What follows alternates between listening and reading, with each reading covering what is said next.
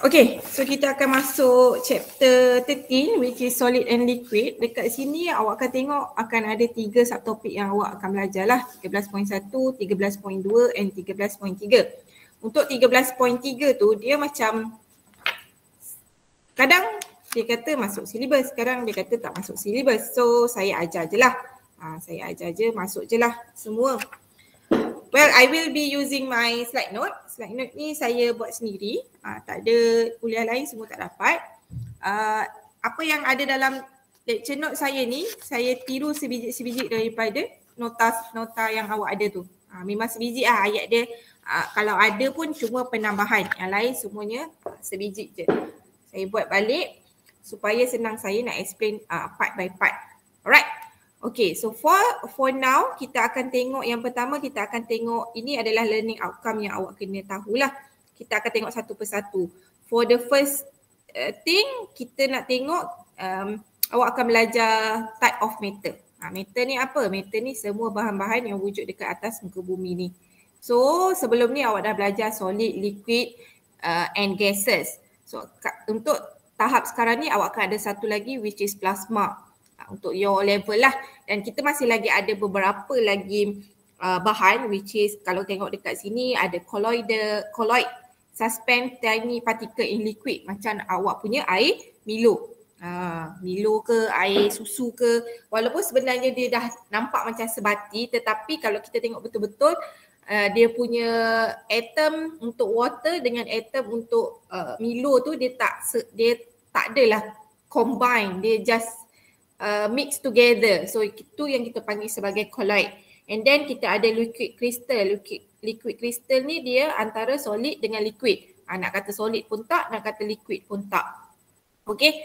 Now you need to know kalau untuk solid, kita akan ada nak warna apa lah?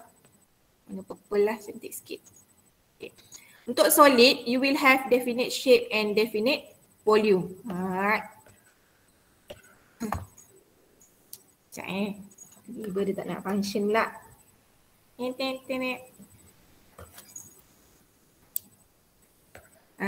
Baru jadi.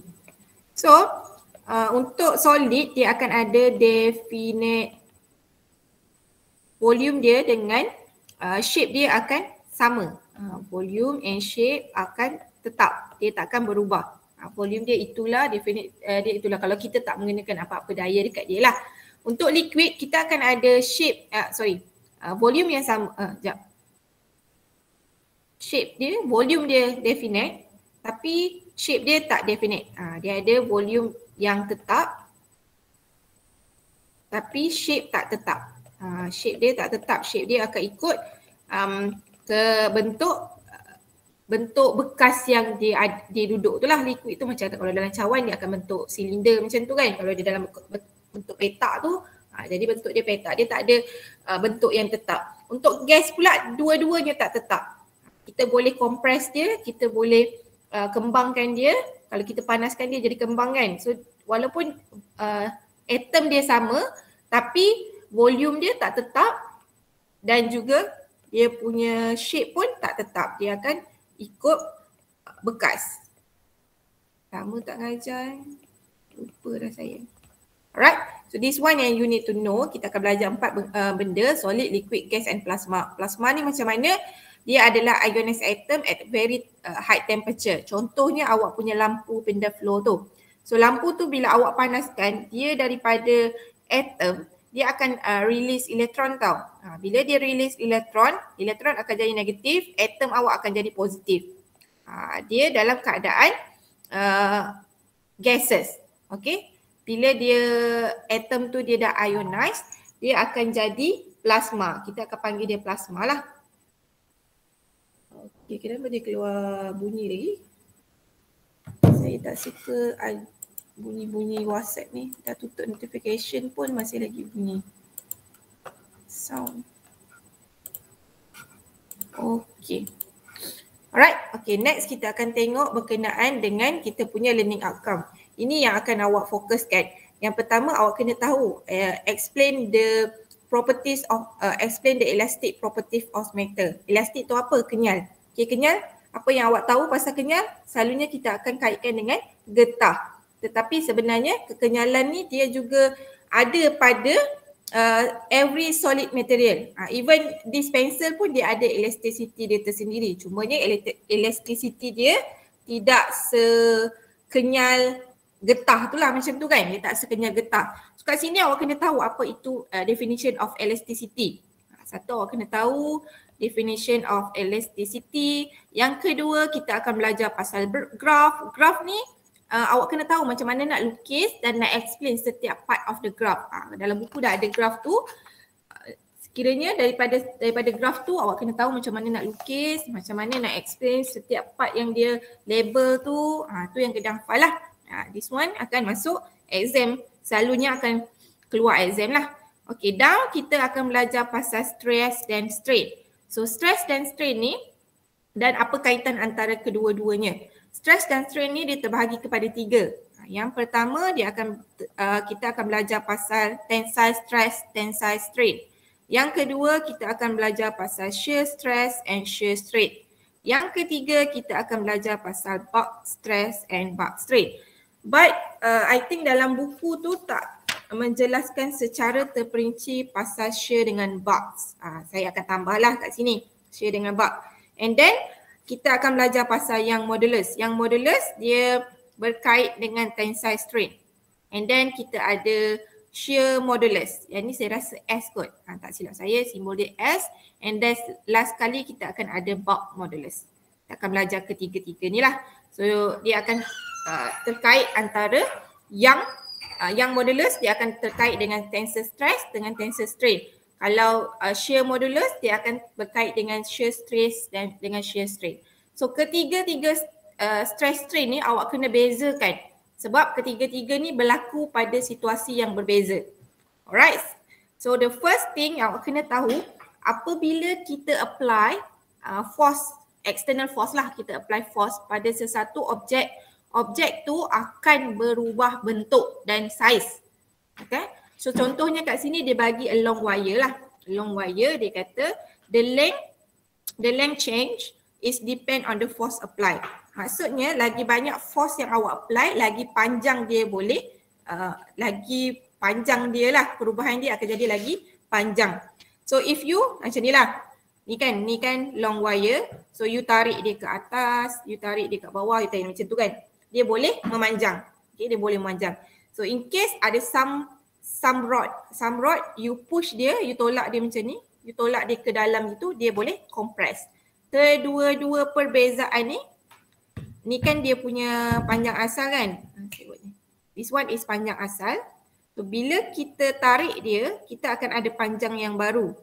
So panjang yang baru ni adalah L. Biasanya simbol yang kita guna kan. Kita nak consider perubahan panjang. Okay, saya ingatkan kuliah lain lupa. Okay, apabila awak jumpa delta ni, ni delta delta saya ingatkan balik kalau lecture lepas dah ingatkan ke, saya ingatkan lagi sekali. Delta, apabila awak jumpa delta, it is always change off. Change off. Dia sentiasa initial tolak final. Terbalik. Final tolak initial. Final tolak initial. So, if you have contoh delta T. Delta T, it mean that T final tolak T initial. Okay, so kat sini dia tunjuk delta L. Bermaksud you will have L final tolak L initial. Macam tu. So kita akan consider delta L is equal to, kalau kat sini dia guna L lah. L tolak dengan L naught. Sama dengan pula. Sama dengan L tolak L naught. Untuk elongation, ni kan elongation ni awak akan dapat positif lah. Positif delta L. Untuk compression, ni nama dia compression kan. Compression awak akan dapat negatif delta L. But later you will see that your stress will be always positive. Kat sini kita kurang SEM 1 kita banyak gunakan direction kan, atas bawah, atas kanan is positif, kiri bawah is negatif. Kat sini untuk chapter ni dia kurang sikit. Focus on positif negatif tu lah. Jadi kalau force yang kita apply tu terlalu kecil, okay, force yang kita apply tu is too small, awak punya alat tu, awak punya bahan tu dia boleh kembali ke bentuk asal. Okay, bentuk asal. Macam getah kan? Getah, if kita tarik dia dan kita lepaskan balik, tak ada getah. Mana getah? Mana getah tadi? Okay, so getah ni kalau awak tarik dia dan kalau awak lepaskan, force awak tu tak terlalu kuat, awak tarik dan awak lepaskan, dia akan kembali ke bentuk asal. Kalau nampak lah, saya pun tak nampak. So dia akan kembali ke bentuk asal. Itu yang kita panggil elasticity. So this is our elasticity. Ini definition untuk elasticity. Ataupun paling senang dia tak ada equation lah. Elasticity awak kena hafaz secara manual. Untuk elasticity, dia boleh juga dikenali sebagai, paling senang kita boleh cakap dia, mana dah? Solid tend to return to original shape and size when the force is removed. Yang ni lah. Ni lah. Solid tend to return to its original shape and size when the force is removed. So this is awak punya definition of elasticity. Wajib wajib hafal. Jangan duk Google pula nanti jawapan bila exam. Jawapan dah ada dalam awak punya modul. Here is awak punya elasticity. Alright. Bila kita nak bercerita pasal stress dengan strain, kita kena tahu area yang terlibat. Okay, kita akan tengok sekejap lagi lah. Saya nak tunjukkan graf dulu. Graf ni dia adalah melibatkan force melawan elongation. So force ni mesti dalam unit Newton, elongation mesti dalam unit meter. Jangan tertinggal ramai yang hilang markah waktu lukis graf disebabkan oleh tak tulis unit. Tak tulis unit salah Alright, so bentuk dia memang macam ni. Bentuk dia macam ni. Tetapi bentuk ni dia akan berubah mengikut you punya bahan. Okay, dia berubah mengikut you punya bahan. Tetapi ini sahajalah graf yang you perlu ingat. You perlu hafal this graph only. And then awak kena tahulah part-part of graph tersebut. Graph yang pertama, part yang pertama yang awak kena tahu is this part. Which is dia panggil sebagai elastic region. Okay, dekat elastic region ni dia punya dia punya fakta dekat sini adalah awak punya F, force awak proportional dengan elongation. Elongation dia buat delta X. Delta L pun samalah. Maksudnya kalau awak force awak tinggi, awak punya elongation pun akan tinggi. Dan ini dia ada berkait dengan Hooke law. Kat mana dengar Hooke law sebelum ni? Dengar dekat spring. Betul? Kita dengar Hooke law dekat spring. Tetapi Hooke law juga boleh apply kepada apa-apa material bila dia ada kaitan dengan force dan juga elongation. Kalau force makin tinggi, elongation makin tinggi. So we can use the formula for Hooke law, which is force is equal to K delta X. Dekat sini, kalau kita guna spring, K tu akan jadi spring constant lah. Tapi dekat sini kita kaitkan dengan elasticity, awak punya K akan jadi elastic constant. Nama je lah. Tapi dia punya cara untuk guna tu masih lagi sama. Masih lagi sama dengan spring constant tu. Okay? Dan awak punya K ni, the value of elastic constant ni, dia akan depend pada material tersebut. Okay? Kalau K awak rendah, dia lagi senang, dia nak panjang. Dia nak macam getah ni kan. Getah ni, dia punya K dia punya elastic constant dia sangat rendah lah. So senang je kita nak tarik, senang je kita nak bagi lepaskan dia. So bila K rendah, senang nak memanjang.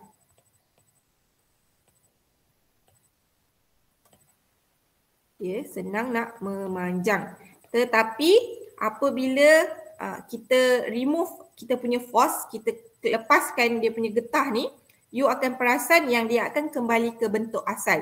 This is only happen dekat this region. Okay, this region sahaja. Sampai dekat sini, you will have elastic limit. So you need to know kalau dia suruh baca graph kan. Baca graph, kita tengok kat sini, kita kita akan dapat elastic limit kat sini. Elastic limit here. Force dia, berapa force? Nanti dia akan tanya, what is the value of force for the elastic limit? Jadi you kena alert lah. Inilah dia punya force dia kat sini. This is force for elastic limit. Alright, selepas habis elastic limit, okay, kita dah panjang, dah paling panjang ni kan. Kita tarik juga, kita apply juga kat dia.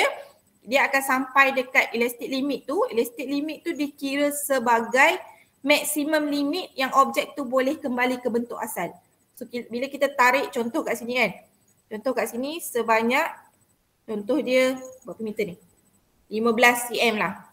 0.15 meter. So bila kita tarik lagi panjang daripada 0.15 meter tu, maksudnya kita akan memerlukan daya yang lagi tinggi lah.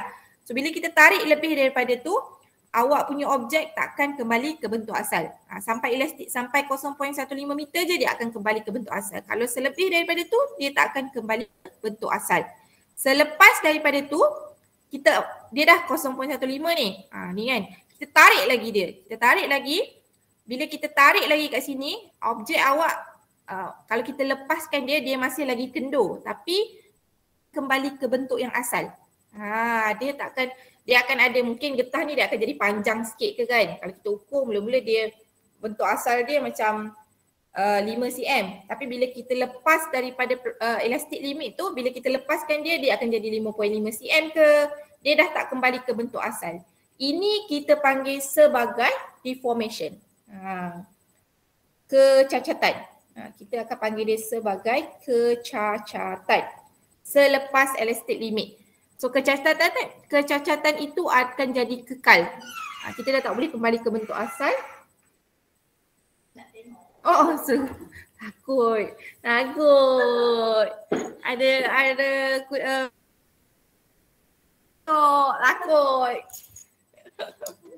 Alright.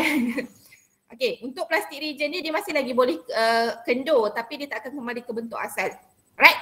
After plastik region ni, awak punya formula F equal to Kx tu takkan apply. So dia tak ada equation yang tetap lah untuk plastik region ni. Kita panggil plastik region ni dia tak ada equation yang kekal. Alright. Okay, sampai satu tahap dia dah melalui satu fasa deformation terketor.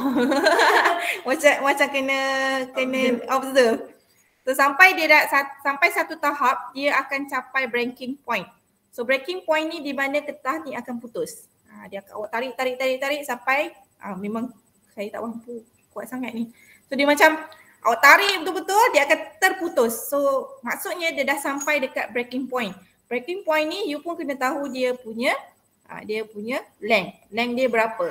Contoh length dia sebanyak 1 meter. Panjang. Tak apalah, kita assume je kan. Length dia 1 meter dia putus. Okay. Daya yang awak dapat untuk sampai dia putus ni, kita akan panggil dia, dia atas sikit. Tak apalah, kita buat macam tu. Kita akan panggil dia sebagai ultimate strain. So ultimate betul lah. Ultimate strain ni adalah daya yang menyebabkan breaking point. Okay. Ini yang awak kena tahu. So, bila you kena lukis graf ni, you kena tahulah nak kena plot macam mana.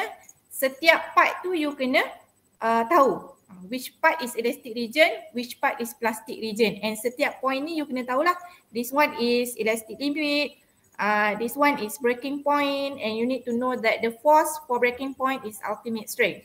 Alright? Okay? Boleh terima? Alright, seperti yang saya bagi tahu, graf tu akan berbeza-beza mengikut you punya material. Yang pertama kita akan ada elastic material. So elastic material ni dia hanya akan melalui elastic property sahaja. Dia takkan ada plastic deformation. Yang ni you tak perlu tahu dia punya graf, tapi saya just explain je lah. Kalau kita buat graf dia, you akan ada something like this sahaja. Macam tu sahaja. Sampai sini dia terus breaking point. Dia takkan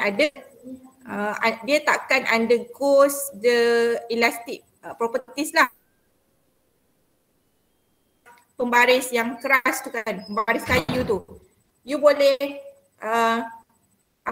bengkokkan dia. So bila you bengkokkan dia, dia adalah sedikit pemanjangan dia terlalu kecil untuk kita perhatikan.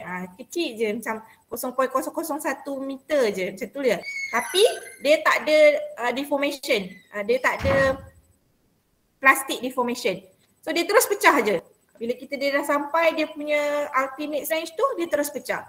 Itu kita panggil dia sebagai elastic material. Ini pun you kena tahu macam contoh-contoh yang mewakili elastic material, ductile material atau brittle material.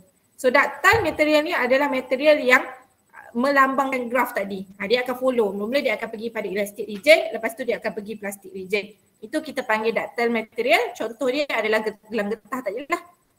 Gelang getah tadi dia akan pergi pada elastic dulu, lepas tu baru dia akan pergi pada plastic region punya. Last kali adalah brittle material. Brittle material ni dia takkan ada elastic region, dia takkan ada plastic region. Dia terus pecah je. Contoh kaca. Kaca you tarik macam mana pun dia takkan ada elongation melainkan kalau you panaskan dia lah. Ni kalau kaca yang dekat suhu bilik, bila kita tarik dia takkan ada elongation. Last kali dia akan terus pecah. Dia tak ada elastic, dia takkan ada plastic deformation. This is your brittle material. Itu yang you kena bezakan antara ketiga-tiga jenis material tersebut. Okay. Now, kita dah habis pasal material ni. Kita nak pergi pada topik stress strain tu lah. Topik sebenar kita which is this one akan melibatkan you punya calculation. Alright. So, bila kita stretch object, for the first one, contoh dia apa-apa contoh je lah. Bila kita tarik dia, kita akan ada tak kisahlah delta L ke, delta V ke, dia akan depend pada force. Lepas tu dia akan depend pada material. Kalau macam tadi lah kan, kalau getah lagi senang dia nak panjang. Kalau kayu tu lagi susah dia nak panjang. And then dia juga akan depend pada original length dan dia akan depend pada cross section area. So ketiga-tiga bahan ni kita akan fokus dia, kita akan kaji dia. Tiga pula, keempat-empat dependent ni kita akan kaji dia menggunakan stress dan strain. Stress dan strain tu apa? Stress dan strain tu kalau definition dia, you can see the definition in the books, which is stress dia kata quantity related to the force causing the deformation. So dia akan melibatkan force. Dalam equation awak mesti ada F. Macam mana? Dia akan depend pada tensile, shear dengan bulk. So ketiga-tiga tu akan ada force yang berbeza lah. Equation stress dia yang berbeza. Kalau untuk strains pula, dia adalah measure of degree of deformation. Dia mesti always change in physical size bahagi initial size. So kalau tengok kat sini, awak punya change in physical size ni dia mesti ada delta. Bahagi dengan yang original, yang ada knot tu. So kalau L knot lah. Kalau kita guna V nanti dia akan jadi V knot lah. Dia akan jadi V knot macam ni lah. This is your strains. Okay. Then for this, you will look at for the first one, kita akan tengok tensile stress. So tensile stress ni hanya apply kepada objek yang panjang. Memanjang sahaja. Dia punya area dia kita macam tak consider sangat. So paling senang dia adalah long thin wire lah. Wire. Awak kena ingat force yang apply adalah perpendicular dengan area. Ingat baik-baik. Force dia mesti perpendicular dengan area. Sama ada dia one side or two side, kita masih lagi guna satu area yang sama, satu force yang sama. Contoh kalau awak tarik kat sini, lepas tu kat atas ni pun awak tarik, kita masih lagi consider F yang sama je lah. Kita tak perlu darab dengan 2. Okay, kita akan guna yang sama. So apabila awak tarik, okay, awak kena tahulah kat sini, you will have original length which is L naught. Ni original length. Awak kena tahu this one, this is original length. Jangan guna simbol mengarut saya tengok hari tu dekat yang pendulum tu kan. Sepatutnya good tension T kan. Entah macam mana korang boleh guna R pun saya tak tahulah. Tolong guna simbol yang betul Kalau you tak ingat contoh you tak ingat simbol yang sebenar. Contoh tensile stress, kita akan guna sigma ni tau. Kalau you tak ingat tau equation yang sebenar you tak tahu. Okay, sorry. Simbol yang sebenar you tak tahu, you guna je contoh tensile stress kan, you guna TS contohnya. You bagi tahu dalam you punya paper tu it is tensile stress. Kalau you lupa lah. Tapi kalau you guna the correct one, tak ada masalah lah. Biarkan je lah kalau you guna sigma macam simbol yang ada ni, dia tak ada masalah untuk kita.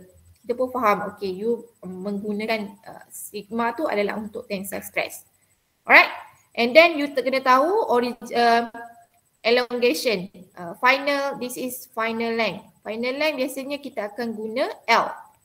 This is final length, and then kita ada elongation. Kalau you tarik dia akan jadi elongation, kalau you compress dia akan jadi compression lah. Macam tu.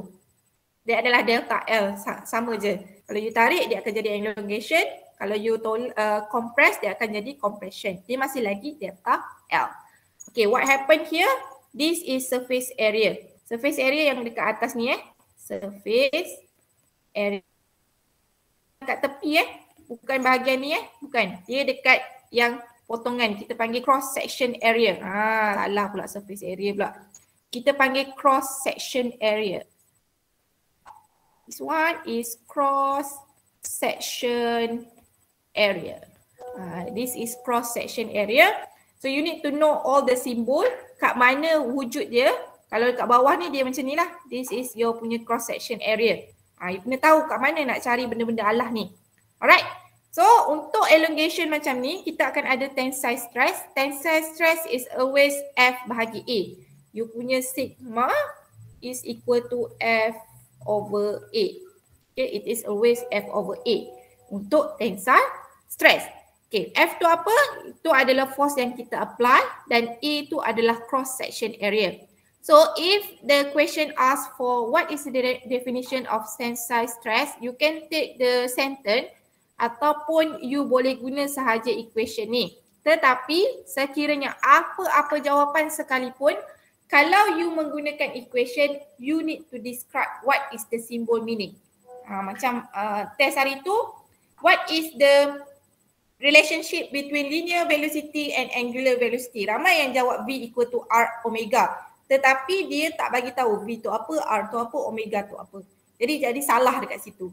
Kalau you nak jawab dalam bentuk equation, you kena bagi tahu. Biasanya dia akan bagi tensile stress kan. So this one you tahu dia adalah tensile stress. So bagi tahu balik. Omega is tensile stress, F adalah force dan E adalah cross sectional area. Area pun saya terima. Kalau tak nak panjang-panjang kan. Dia senang je. Itu je syarat dia. Memanglah nampak simple. Alah Maiden tahu je F tu apa, A tu apa. Saya tahu. Tapi saya tak tahu awak tahu ke tak. Kalau awak tak bagi tahu yang awak tahu, macam mana saya nak bagi markah kan? Jadi awak kena tahu. Kalau menggunakan equation saja, awak kena describe all the symbol. Apa makna setiap simbol berkenaan. Alright, untuk tensile, you will have tensile strain U. You punya simbol is epsilon. Yang ni kita panggil epsilon. Yang ni kita panggil sigma. Nama dia sigma. This one nama dia epsilon. Okay. So you punya tensile stress disebabkan oleh perubahan dia adalah elongation sahaja ataupun compression, which is perubahan dia adalah pada length. So kita akan ada delta L lah. Delta L dan kita kena bagi yang asal Kita kena bahagi dengan yang asal. Jangan bagi yang L ni, final length. Jangan. Kita nak bahagikan dia pada length yang asal. So you will have tensile stress kat sini dan juga tensile strength. Alright. Okay, now we will look at the relationship between tensile stress and tensile strength.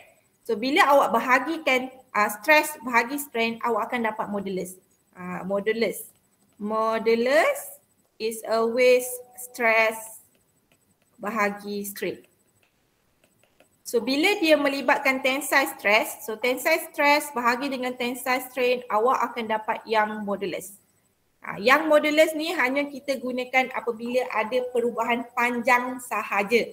Okey, dia hanya untuk valid untuk perubahan panjang sahaja. Okey, awak akan dapat sigma bahagi epsilon. So sigma kita dah ada, sigma kita adalah F over A, kita bahagi dengan delta L bahagi L naught. So bila rearrange you will get this one lah, F L naught over A delta L. Jadi selalunya dia rearrange this, dia akan awak senang nak hafal adalah sigma is equal to Y epsilon. Macam tu. Ni untuk yang modulus, untuk tensile lah. Untuk tensile. Lepas tu saya suka hafal yang ni sebab kalau hafal this one dia macam complicated sikit. Dia macam nanti awak tertukar delta L kat atas ke delta L kat bawah. So hafal this one, sigma equal to Y epsilon, baru masukkan value, baru masukkan macam ni. Kan lagi senang nak hafal. Dia lagi mudah untuk hafal. Right? Okay. Dan make sure your area is area that perpendicular to the force. Area yang awak kena ambil tu, awak kena ingat tensile stress, kalau tensile ni, dia punya situation adalah force mesti perpendicular dengan area. Ini dia punya syarat. Cross sectional area, dia tak boleh area saja. Sebabnya nanti akan ada juga yang bab modulus tu pun force perpendicular with area juga. Tapi dia semua arah. Yang ni satu, one part sahaja. Two part lah. Sama ada atas bawah ataupun bawah saja ataupun atas saja. Dia bukannya sekeliling. Kalau bug nanti awak akan tengok dia adalah sekeliling. Yang ni dia atas bawah sahaja. Macam itulah. Okay. Now kita nak tengok bug modulus pula. Okay, bug modulus. Tadi kita dah tengok. Tensile ni force perpendicular with cross sectional area. So dia atas bawah ataupun kiri kanan saja. Dia bukan semua arah. Untuk bug modulus, bug situation, awak punya force dia perpendicular dengan area, perpendicular with area, tetapi at every surface. At every surface. Dia keliling.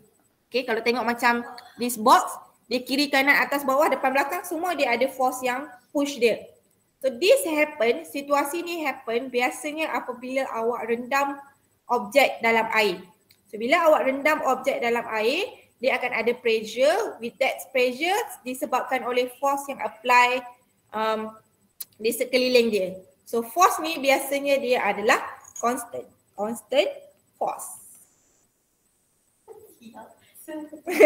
Dia biasa untuk yang kita consider bug modulus ni adalah constant force lah, dan dia mesti perpendicular dengan surface area yang dia apply tu. And then dekat sini you need to know that you punya delta V lebih kecil daripada V naught. V naught awak akan lagi kecil daripada V naught. V naught lah. Ni kenapa dia tambah? Ni yang kat ni V naught, ni yang yang kat dalam. Yang kat dalam V plus delta V ni, which is your delta V should be negative. Negatif dia akan jadi V naught tolak delta V. V naught tolak delta V, you akan dapat you punya V final akan lagi kecil daripada, this one bukan macam ni. Your final volume akan lagi kecil daripada original volume. Lupa nak bagi tahu. Dekat sini kita akan consider dia punya perubahan adalah volume. Tadi perubahan line kan? Ini perubahan volume. Untuk bulk kita akan tengok perubahan volume.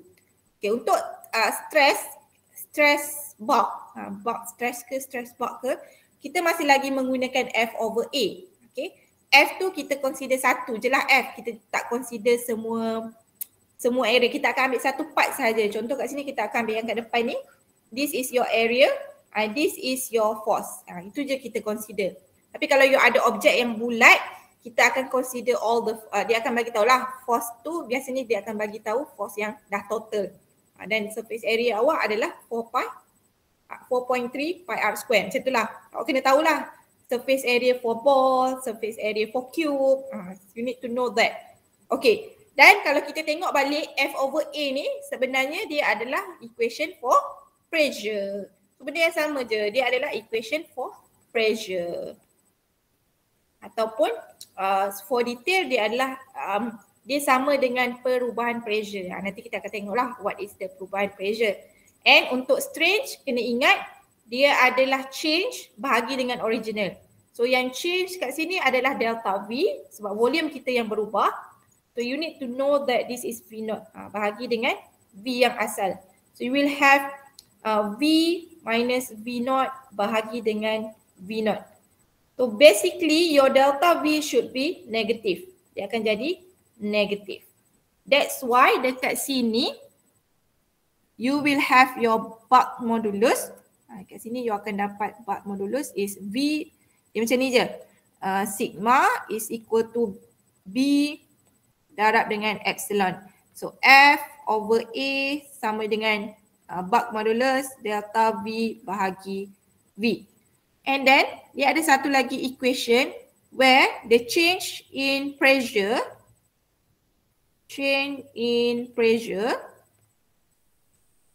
is equal to ni delta P awak delta P kita akan letak negatif.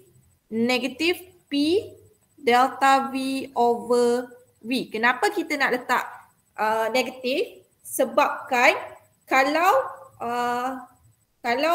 kita letak satu objek, contoh kita menyelam kan, kita bawa lah apa-apa, kita menyelam, you makin lama, makin dalam awak punya keadaan tu, awak punya pressure makin tinggi kan, tapi objek awak makin mengecut.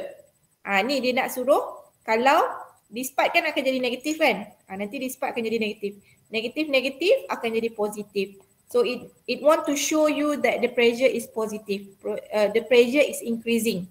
Kalau volume dia decrease, pressure dia akan increase, which is dia inversely proportional. That's why kita ada negatif tu. Ingat balik kalau inversely proportional, dia akan jadi dia akan sama ada dari satu per bawah tu atau dia akan jadi macam ni lah, negatif.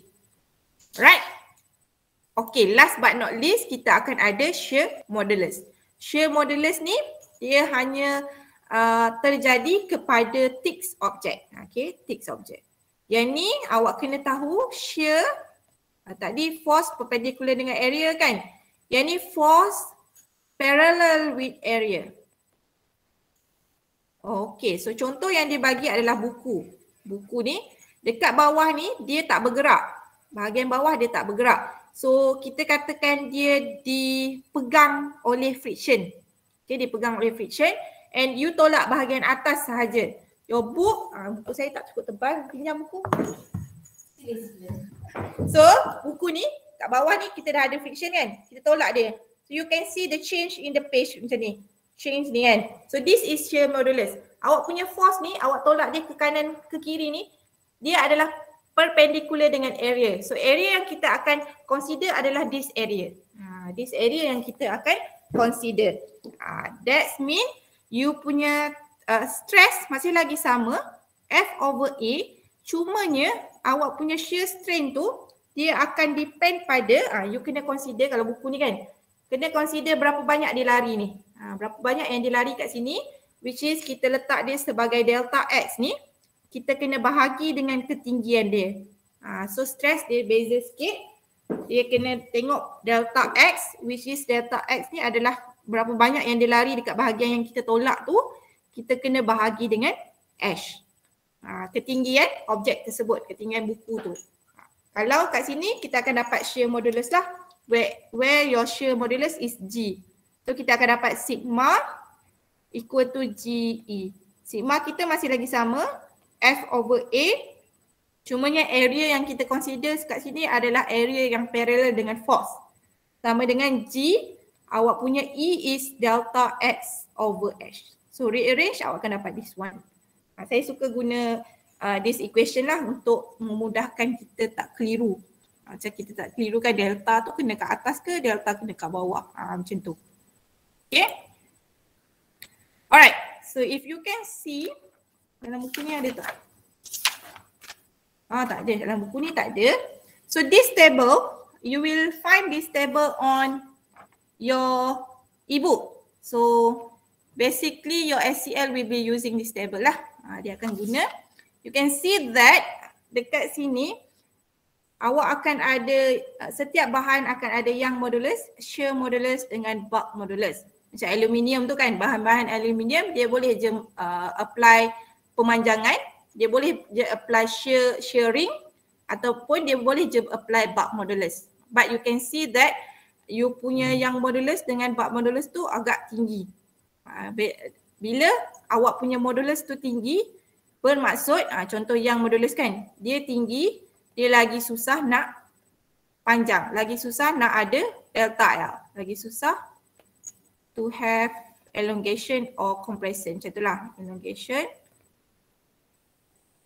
or compression. Tak ada asal macam ada gitu. Macam table yang besar gila. Tak ada. Buang ke? Wait and see. Tak ada, dia dah buang. Itu ada table yang besar tu tapi dia macam confused sikit sebab dia berbeza dengan this table. But you can screenshot now and save it for your use kalau tak nak buka ebook. Tapi sama je, dalam ebook pun ada. Okay.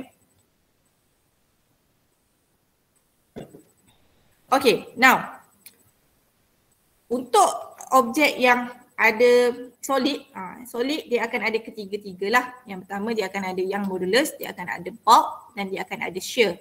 Tapi untuk liquid dia hanya akan ada bulk modulus sahaja. Dia tak boleh ada shearing, dia tak boleh ada tensile. So kalau kita air tu, kalau kita shearkan dia akan mengalir je. Dia takkan ada perubahan lah.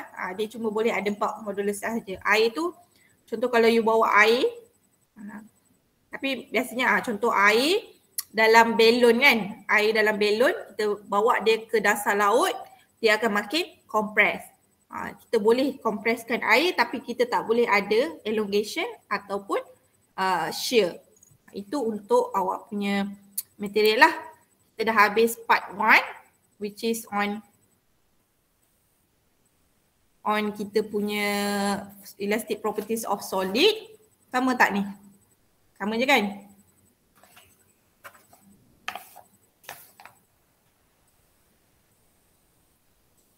Okay, this is PBL. PBL kat example. PBL kan? PBL. Sama kan? So this is your PBL. PBL 1. Alright. So kat sini dia cakap a steel wire which is 2.05 meter long. This is dia punya length. And 2.44 in diameter. Diameter make sure you kena alert antara diameter dengan radius. Sama ada diameter ataupun radius. And it stretch 1.5 mm. Bermaksud this is your delta L. Dia stretch, dia tarik. Bukan shear dia stretch. Stretch tu maksudnya elongation by a stretching force. This is stretching force ni F lah. Tapi dia tak bagi nilai F kat situ kan. Dia suruh cari the magnitude of the force. And dia bagi dekat sini yang modulus of the steel adalah 200 darab 10 kuasa 9. So nak paling senang, nak paling mudah adalah kita hafal equation sigma equal to Y epsilon. Which is your sigma is F over A equal to Y delta L bahagi L. So kita nak this force which is kita kena bawa A ke sana. And dia bagi kat sini the diameter of the wire. This is your wire kan. So diameter dia kat sini is 2.4 mm. Maksudnya your area should be equal to, area adalah pi r square kan. Pi r square. Jadi dia bagi diameter. Sama ada you nak bahagikan 2. So dia akan jadi 1.2 mm lah. Ataupun you dapat equation pi d square over 4. Ni equation yang kalau dia guna diameter, ni equation kalau dia guna R. Okay, so what happen here, kita just masukkan dia kat sini. Y delta L bahagi L pi d square over 4. Saya suka buat equation last kali baru saya masukkan value. Kalau awak nak cari area dulu, lepas tu nak masukkan the value dalam the value dalam equation yang ni pun tak ada masalah. Yang ni Y dia adalah 200 darab 10 kuasa 9. Awak punya delta L, saya lupa nak bagi tahu. Yang modulus unit dia adalah Newton per meter square. Awak punya tensile stress unit dia adalah Newton per meter square. Dia sama dia sama dua ni. Epsilon tak ada unit. Epsilon tak ada unit sebabnya delta L tu dalam meter bahagi dengan L. L pun dalam meter. So dia tak ada unit. Okay. So delta L awak adalah 1.5 mm. So convert dia ke dalam meter. Kita nak dia semua dalam meter. Bahagi dengan L. Length kita adalah 2.05 meter. Dan kita ada pi. Kita punya diameter adalah 2.4 darab 10 kuasa negatif 3 sebab dia meter kan. Okay, bahagi dengan 4. Darablah kiranya. Okay. So you tekan calculator, you will get the answer given. Tekanlah calculator sendiri. Saya dah tunjuk jalan kerja. Tekan calculator, you will get the same answer.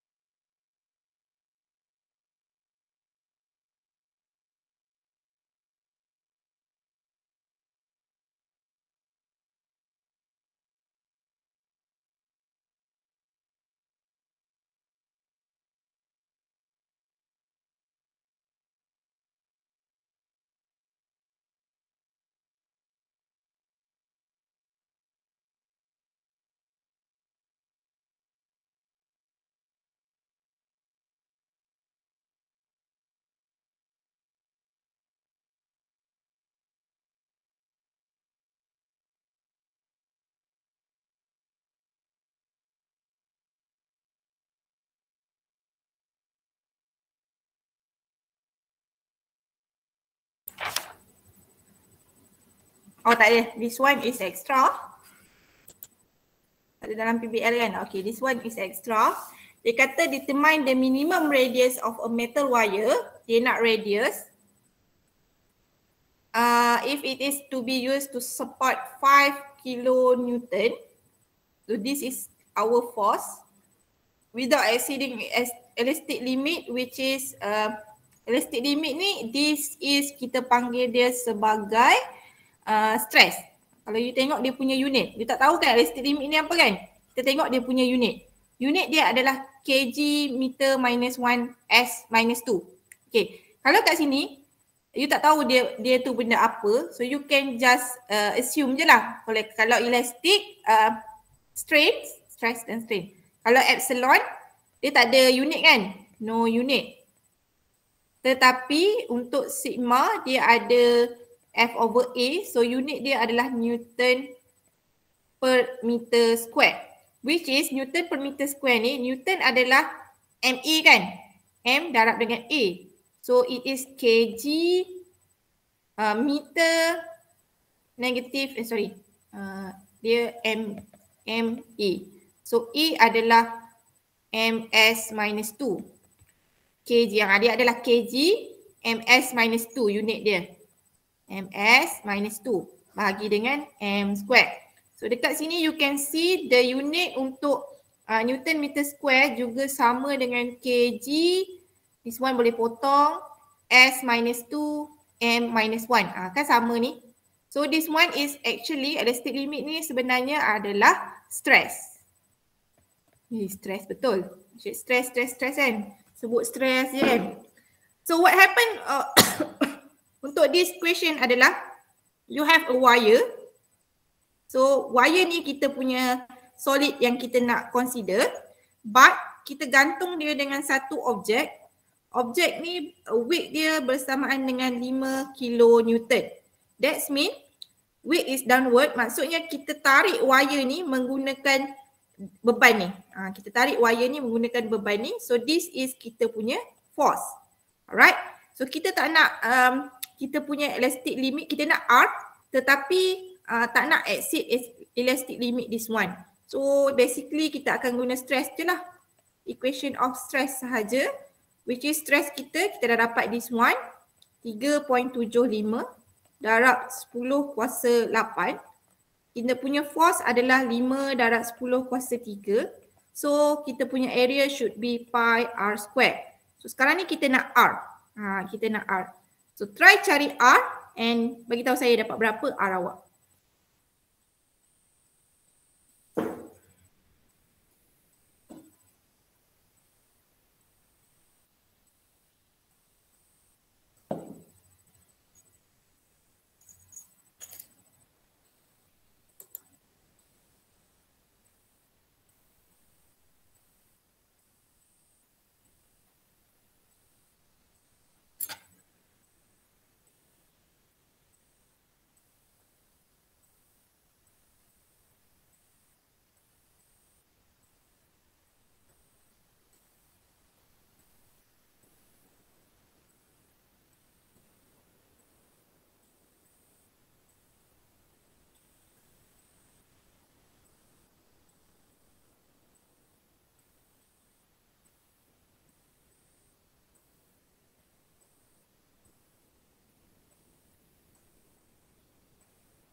Sebentar.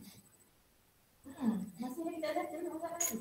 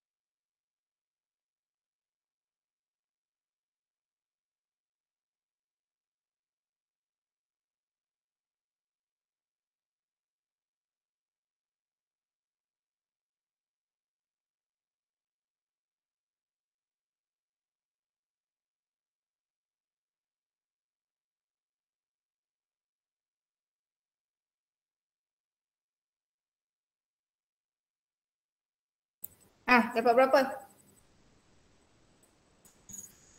R sama dengan 2.0 darab 10 negatif 3. 10 negatif 3 meter. Ataupun kalau dia minta dalam milimeter, dia akan jadi mm.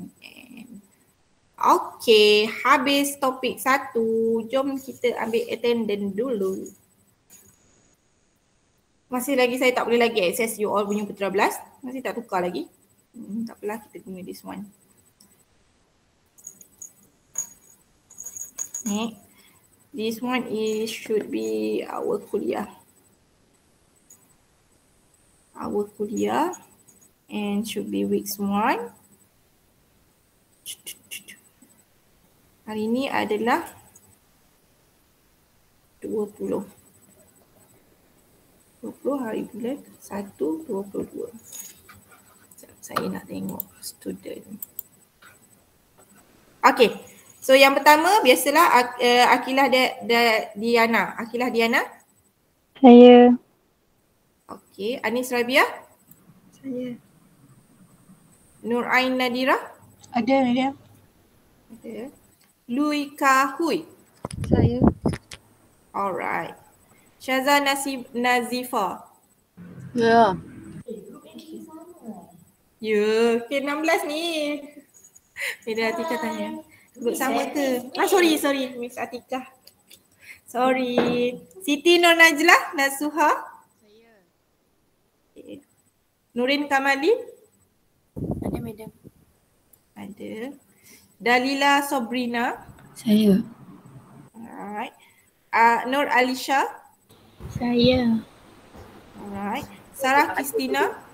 Saya, madam. Okay. Muhammad Imran? Saya. Okay. Aina Maisarah? Saya.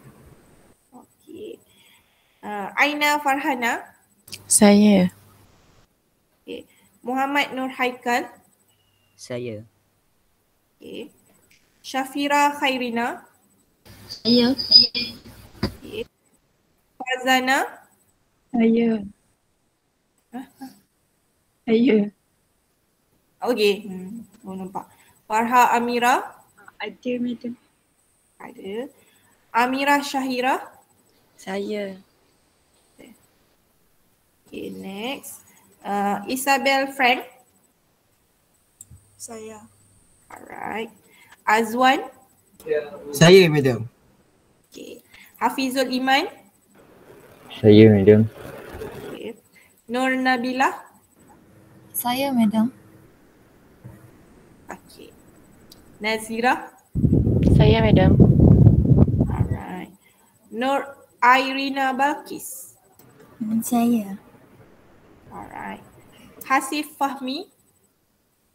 Saya. Okay. Aiman Hakimi. Ada, madam. Okay. Rabiatul Jannah. Saya, madam. Alright.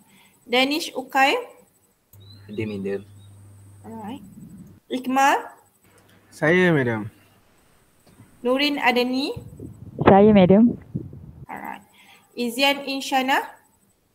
Saya, madam. Alright. Amirul Hafiz. Saya, madam. Okay. Hannah Maihani. Saya, madam. Alright. Nur Muhammad. Saya, madam. Alright. Ikram. Saya, madam. Esther. Saya, madam. Alright. Chong. Saya, madam. Okay. So this is your attendant number so this is your attendant number sebab Esther dah masuk di nombor 36. Syong je lah yang berubah. Kalau tak yang lain tu dia sama je. Macam this one. This is your attendant number. Remember your attendant number ya. Okay, so let's take 5. Lepas tu kita sambung dengan topik yang seterusnya.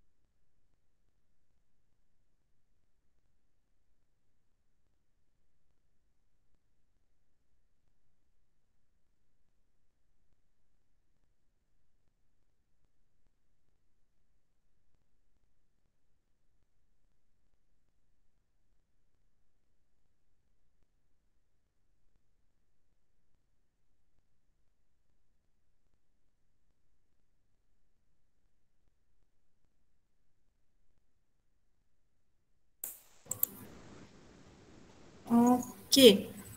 So let's continue. Before that, saya nak pesan. Okay, saya nak pesan satu benda. So this video pun saya akan bagi K13. So K13 pun please alert. Saya nak pesan kat sini, kalau ada cara penyampaian saya yang awak tak berapa suka, mungkin macam saya cakap laju ke, saya tak bagi full commitment ke, do report pada saya dahulu. Bagi tahu saya dulu, jangan awak pergi terus report pada pengurusan ke. Bagi tahu saya dulu. Kalau segan nak bagi tahu, suruh wakil kelas bagi tahu.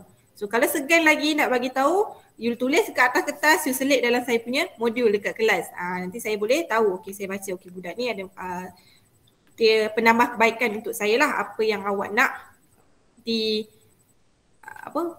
apa yang awak nak saya buat. Sebabnya apa? Sebab saya tak boleh nak baca awak punya mind. Macam yang lepas ada seorang budak tu dia gagal penilaian 2. Bila saya tanya feedback, dia kata dekat saya, dia suruh saya selalu panggil nama dia dalam kelas. Mana saya tahu dia nak saya panggil nama dia dalam kelas kan? Dia kata kalau saya panggil dia lagi alert.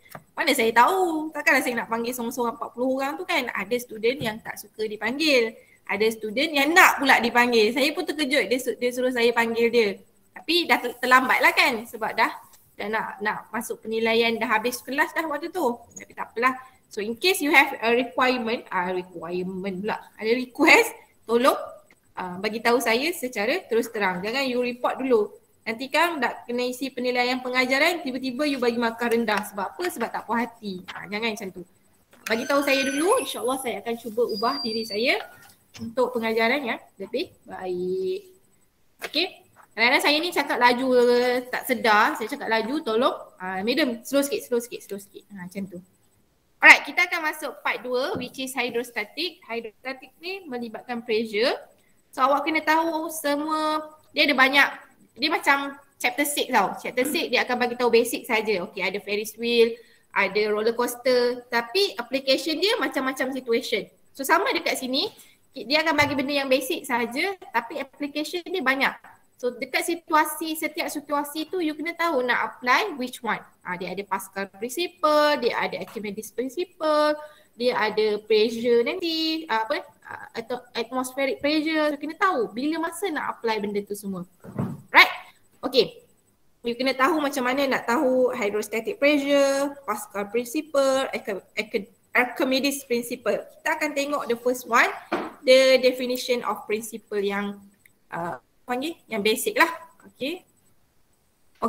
If you can see here, pressure ni dia always force per unit area. Force mesti perpendicular dengan area kan. Force awak mesti perpendicular dengan surface area tersebut, and dia adalah scalar quantity. What mean by scalar? Dia tak ada direction. No direction. Ingat balik, scalar and vector. Untuk scalar dia tak ada direction. Scalar quantity. Alright. Unit untuk pressure adalah Pascal, which is kita akan guna PA. 1 PA bersamaan dengan 1 Newton per meter, which is Newton ni adalah unit F, area ni adalah meter square. So Newton per meter square, unit dia, Newton per meter pula. Newton per meter square. Jadi either you are writing Newton per meter square ataupun you terus tulis Pascal, it is okay. Boleh je, tak ada masalah. Alright, kalau tengok kat sini, if you have surface area yang besar, besar, you akan ada lower pressure, which mean your area is increased. Area increase, pressure akan decrease.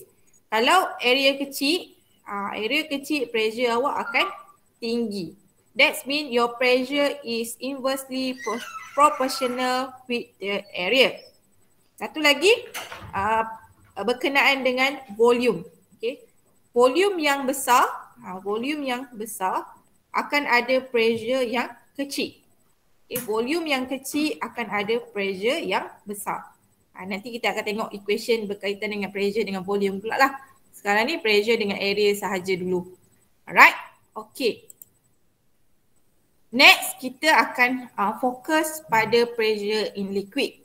Kalau kita rendamkan satu objek dekat dalam air, dia punya pressure akan apply to every direction. Cumanya dia akan berbeza pressure tu depend on dia punya kedalaman. Kedalaman yang sama, contoh kat sini. P, tak nampak pula. Saya letak kat sini P3. P3 dengan P3 kat P yang sebelah kanan dengan P yang sebelah kiri ni dia akan sama tau. Dia akan sama, saya letak P1, P2 lah. P1, P2. Disebabkan dia dekat aras yang sama, that means P1 akan sama dengan P2. Tetapi kalau dia dekat aras yang berbeza, contoh kat sini P3, kat sini P4, dia punya pressure tak akan sama. Sebab pressure awak akan depend pada kedalaman. Tetapi kalau pressure dekat one point, contoh this one, pressure dekat sini. Sini je point. So dekat sini pressure dia kanan, bawah, atas, kiri semua dia dekat tempat yang sama kan. So that means your pressure is same in every direction. Ni dia kata same ni in every direction. Kalau dia ada perubahan tekanan, air tersebut akan mengalir pergi. Contoh you have something like this. Lepas tu kita ada bekas ni kan. Bekas. Dia punya jarak daripada bawah ni. Contoh kat sini adalah jarak dia 2 cm lah. 2 cm. Lepas tu ada titik juga kat sini, jarak dia adalah 2 cm. Walaupun ketinggian dia dengan dasar adalah 2 cm, dia punya pressure dia masih lagi berbeza. So P1 dengan P2 pressure dia tak sama, so dia akan ada aliran air. Dia tetap akan mengalir. Kalau pressure dia sama, dia tak mengalir. Alright, now kita nak tengok what happen when you put, kita nak cari perbezaan pressure pada satu-satu objek. So kalau objek tu awak rendamkan dalam air macam this one, you can see that the horizontal component dia adalah sama. Bila awak letak, contoh bila awak letak force dekat situ, awak letak objek dalam air, dia punya what we call this, okay, since dia ada pressure kan, ke setiap tempat ni dia akan ada pressure, this one P1, P2. So dekat sini P1 awak akan sama dengan P2. You can see that the surface area belah kanan dengan belah kiri adalah sama. Your P should be F1 over A, F2 is over A. Since dia punya area dia sama, it show that your pressure dekat aras yang sama adalah sama. Force dia akan sama. Okay. Force yang terhasil dekat objek yang awak rendam dalam air tu, kalau awak masuk air awak rasa macam awak ditolak kan. So force tu adalah terhasil daripada pressure. Dia datang daripada pressure of water. So kita nak tengok sekarang on the right side. Okay, on the right side, what happen here is bila you ada objek kat sini, alamak, warna sama pula. Okay, bila you ada objek dekat sini, you akan dapati kalau objek awak tak bergerak, you akan ada kat sini force daripada bawah. Force daripada bawah satu, force tu. Force daripada atas pun satu. Dan juga awak akan ada mg. Sekarang ni tujuan kita adalah kita nak cari the pressure difference between this point to this point. So yang ni satu, yang ni dua. Kita nak cari the pressure difference dekat sini. Ini aim kita sekarang. So what happen here, you have F1, F2. This is F1, F2. Kalau kita lukis free body diagram, you akan dapat F2 ke atas, F1 ke bawah dan mg ke bawah. Weight dia kan. So bila kita buat ingat balik, the summation of force of y is equal to 0.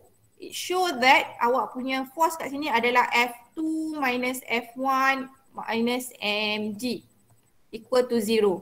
So F2 apa? Kita dapat FA equal to P kan? That means your P is equal to, your F is equal to P darab A. So dekat sini awak akan dapat P 2A minus P1A. Area dia sama kan? Sebab tu saya tak letak A1, A2. Minus dengan mg. So kita nak sekarang ni adalah P2 minus P1. Kita nak delta P kan. So P2 minus P1 darab dengan A sama dengan mg. Macam ni. So what happen here, kita nak relatekan delta P tu dengan density of water. Okay, kita nak relatekan dia dengan density of water. Kita ada dekat sini kita punya mass. Kita nak density of water dengan density of object. Okay, what happen here is kita punya density is rho kan. Ni density is equal to m over v. Betul? So kita punya mass kita akan dapat rho darab dengan v. Ni rho saya sebut rho. Density kita rho v. Dan v kita boleh dapat kita punya equation of volume is equal to area darab dengan ketinggian. Area darab dengan ketinggian, kita akan dapat volume. So kita masukkan kat sini, kita akan dapat rho V AH. Saya padamkan D ni. Nampak senang nak lukis. That means kalau kita masukkan dalam equation ni, kita akan dapat M kita gantikan, kita dapat rho V AH. So A boleh potong. That means your difference in pressure is equal to rho, sorry, mana datang G? Oh G, tertinggal G. Rho GH. Ya, rho GH. Mana hilang volume tu? Saya pun confused.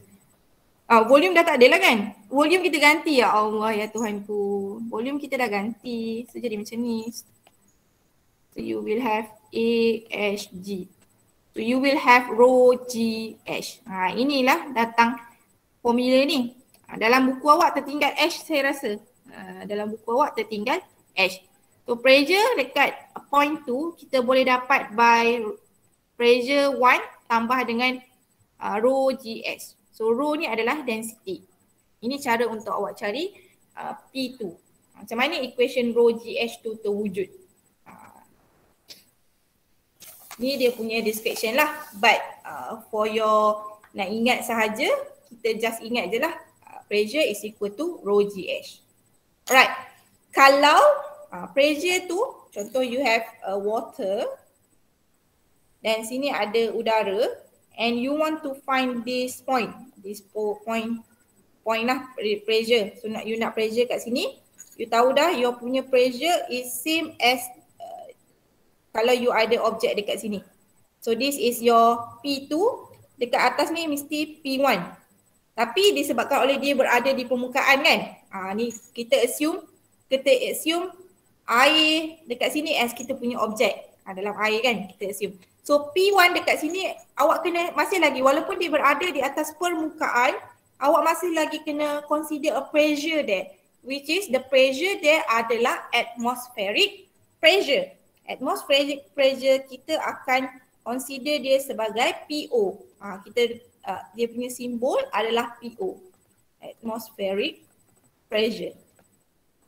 So you punya equation akan jadi P2 tolak PO sama dengan rho GH. Rho tu adalah density of water.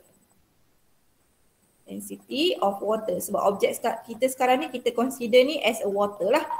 Water dekat dalam awak punya dalam bekas tu. So rho kita adalah density of water. And PO tu adalah constant which is the value should be tak ada. Ni value dia. Value dia adalah 1.013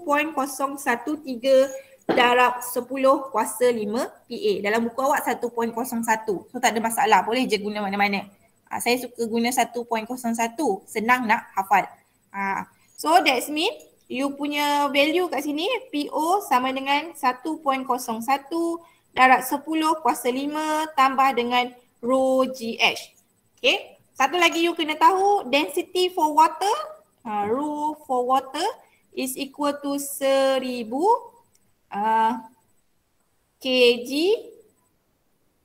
Rho is M bahagi dengan V kan, meters cube. kg over meter cube. Ni constant ni memang constant. Memang sentiasa you akan guna nantilah. Okay, what happened here is this one is yang ni dalam unit Pascal. Yang ni you mesti guna dalam unit kilometer cube. G mesti dalam unit meter per second square. H mesti dalam meter. Ni kena wajib Satu lagi, dia selalu guna yang awak punya atmospheric pressure ni, dia dalam unit ATM pun boleh, dalam unit millimeter mercury pun boleh. So ini dia punya conversion.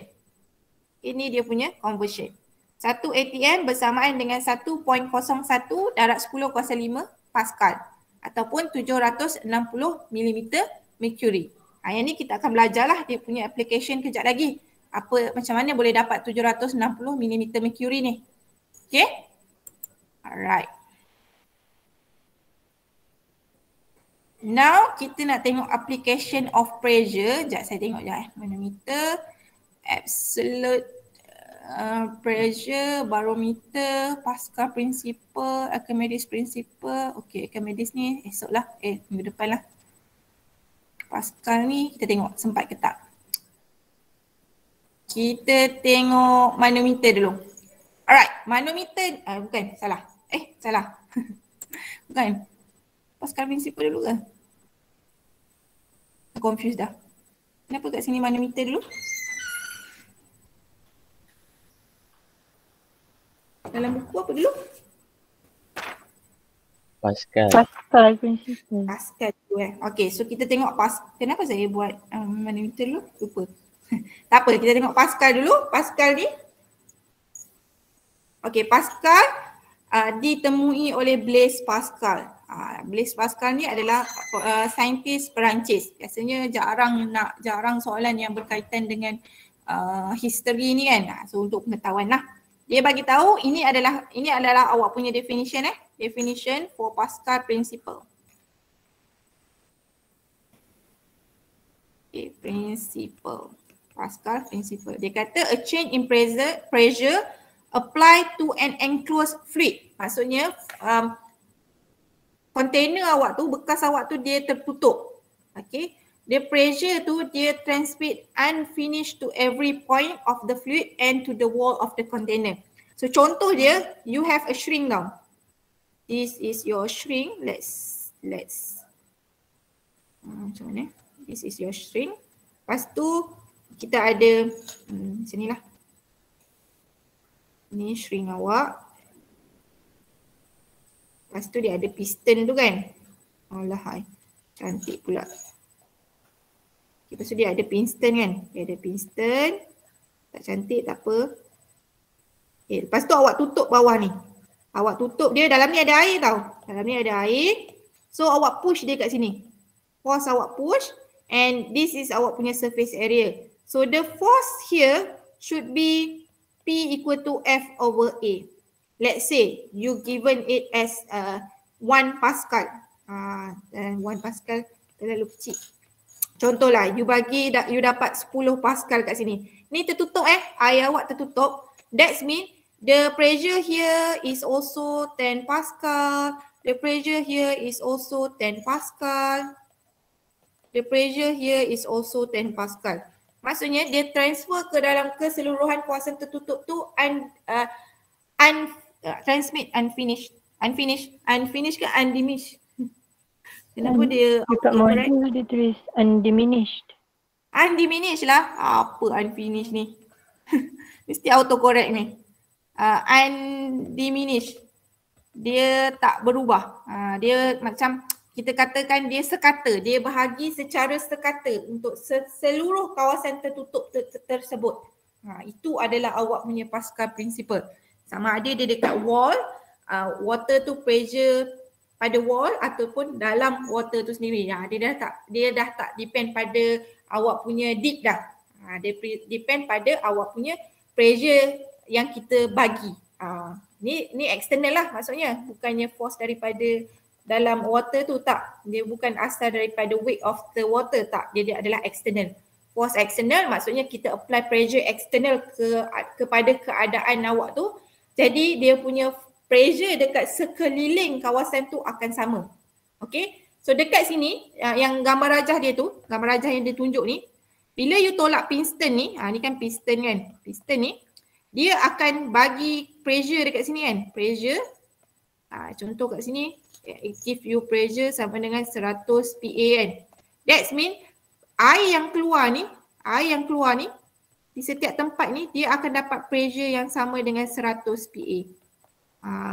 Dia tak tertutup, tapi kita boleh katakan dia air tu keluar. Sebab dia nak mengurangkan pressure dekat dalam tu, dia nak constantkan pressure kat dalam tu. Jadi dia terpaksa keluarkan air supaya air benda yang kat dalam tu pun akan jadi 100 PA. That's why air tu akan keluar. Okay. Alright, what happened here? Kita akan apply Pascal principle ni pada hydraulic press. Hydraulic press. Hydraulic press ni kita selalu guna pada brake kita, brake kereta kan. Brake kereta kita pakai hydraulic press. Lepas tu biasanya dekat bengkel yang dia nak naikkan kereta tu kan, sebenarnya dia guna hydraulic press. Apakah kepentingan hydraulic press ni? Berbelit lidah saya. Okey, apa kepentingan hydraulic press ni? Kepentingan dia adalah kita nak gunakan force yang sikit tapi kita nak angkat beban yang banyak.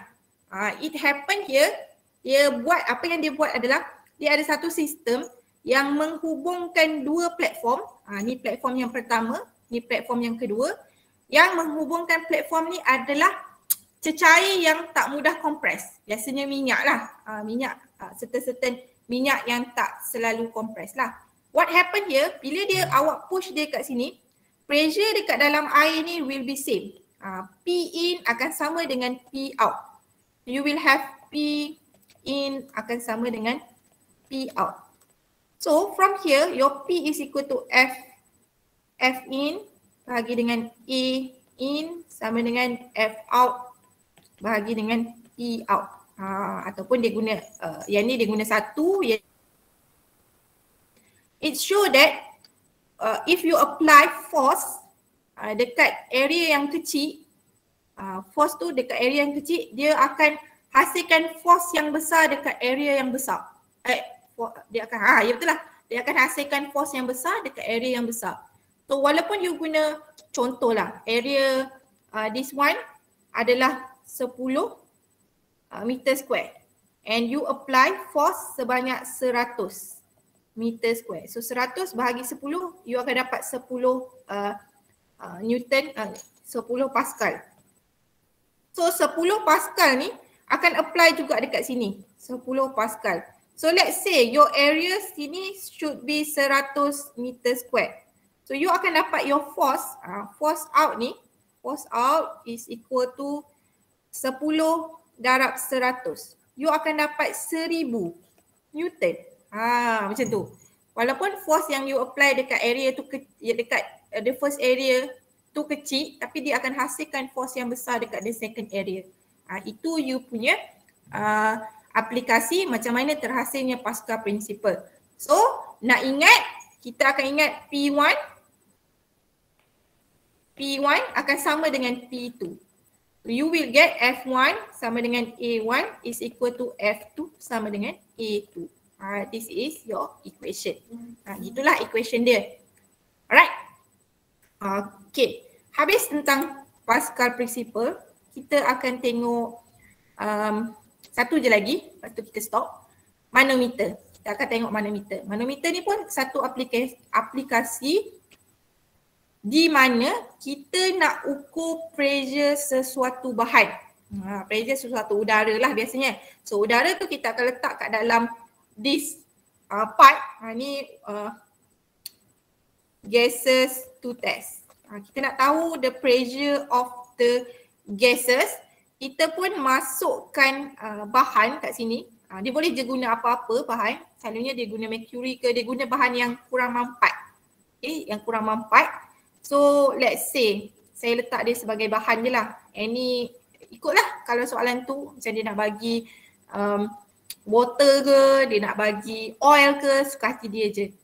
Okay, bila dia bagi bahan, dia masukkan bahan kat sini, you punya manometer ni dia akan rearrange based on the gases pressure. Okay, dia akan rearrange. What happen? Kita akan ukur paras yang sama. Kita akan tengok kat sini. So dia ada dua situasi tau. Okay, kita tengok kat sini. Situasi yang pertama, di mana awak punya bahan ni sebelah kanan lagi tinggi. Okay, sebelah kanan lagi tinggi. Yang ini, sorry, this one sebelah kiri lagi tinggi. Maksudnya gases, sebelah gases. Dia boleh tukar dia boleh flip gambar ni. So you kena tengok yang ini dekat gas yang lebih tinggi. Yang ini dekat atmosfer lagi tinggi. So, bila dia tinggi dekat bahagian gas ni, okay, bila dia tinggi dekat bahagian gas ni, it show that the pressure of the gas lagi sikit daripada pressure of the atmosphere. Kat sini kan dia akan ada, dekat sini dia akan ada pressure of atmosphere. So it show that kalau sebelah gas tu lagi tinggi, show that pressure of gas lagi rendah daripada pressure of atmosphere. Atmospheric pressure. Okay. Kalau sebelah atmospheric pressure yang tinggi, it show that awak punya pressure of gas lagi tinggi daripada pressure of P0 ni, PATM. Maksudnya dia punya pressure of gas awak lebih tinggi daripada 1.01 darab 10.5 Pascal. Alright? Okay. Now, you kena tahu situasi ketinggian. Ketinggian sebelah gas, sebelah gas will be always Y initial. Okay, Y initial Yang sebelah atmospheric pressure akan jadi Y final. Sama kat sini. This is Y initial, this is Y final. So what happen here is kita nak cari pressure dekat sini tau. Pressure yang dekat sini. Tak nampak pula. Kita nak cari yang pressure dekat sini. So P gas ni. Your P gas is always equal to P0 tambah rho G delta H. Delta Y lah. Kita guna Y kat sini kan. Delta Y. That means you akan dapat P0 plus rho G Y final tolak Y initial. Okay, you can see that here your Y final is below Y initial. That means your part here should be negative. Okay, negative. That means, ni kan, that means your rho sekarang ni should be, your rho gas is equal to minus rho G H2. Dia letak H2 ni kan, ketinggian dia H2. Kita nak kan, kalau you kena ingat, kalau gas yang tinggi, you kena tolak. Bahagian gas yang tinggi, you kena tolak rho GH.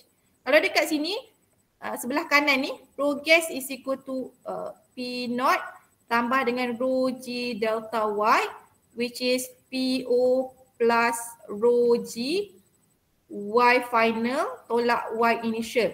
You can see that your Y final is above. Your Y initial is below. This part should be positive.